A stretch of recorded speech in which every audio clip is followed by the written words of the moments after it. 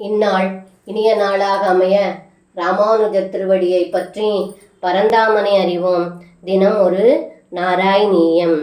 ஹயே சுதம் தேஹி ஜகத்பதே கிருபா தரங்கபாதாத் பரிபாத மத்யமே இதி ஸ்ம சத்கிருக்ய பிதாத்வதங்ககம் முகுர்முகு ஸ்லிஷ்யதி ஜாதகண்டஹ.